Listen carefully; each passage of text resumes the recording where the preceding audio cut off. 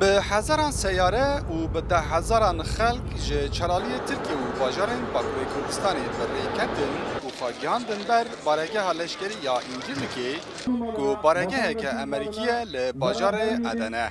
Çevremiz ekili alan tarım arazisi مبست شرمزرکرنا İsrail و پشکریا حماسیه.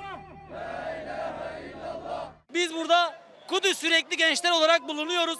Buradan sesimizi Amerika'ya da, İsrail'e de, Orta Doğu'ya da, Orta Doğu'da Müslümanların canına kastetmiş bütün Siyonizme ya da bütün Siyonistlere de buradan seslenmek, sesimizi duyurmak istiyoruz. Samsat'tan geliyorum. Adıyaman Samsat'tan.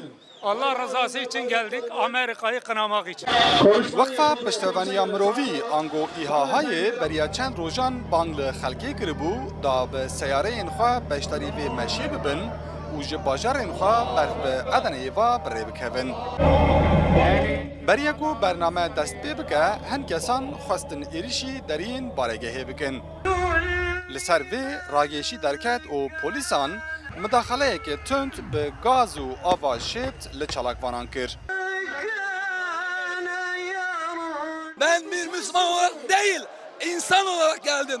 İslam olarak değil, insan olarak geldim ve tüm dünyaya haykırıyorum. Biz Gazze'ye gideceğiz ve Gazze'de o kanı durduracağız. O çocukların kanının öcünü alacağız. Ankara'dan geldik. Türkiye'nin dört bir tarafından kardeşlerimiz burada zalim Amerika ve İsrail'i protesto için geldik. Amacımız bütün zulümlerini haykırmak ve ümmet olarak kardeşlerimizin yanında olduğumuzu haykırmak. lütfen evet yetkili arkadaşlar ilgileniyorlar, görüştüler. Herhangi bir problem yok. Tarlada جبر راگیشی در بین پلیس و چالاکوان اندا کو دخوازن ایریشی بارگه لشکری یا انجیلی که بکن میتینگ هاته به داوی آنین و داخواج خلکه تی کو بلاف ببن لسروی که راگیشی تند به و که اند بینن مداخله کو هیا بردوام دکه. پشتی کو راگیشی در بین پلیس و چالاکوان اندا گربو آماده کارین چالاکی داوی لمیتینگ آنین.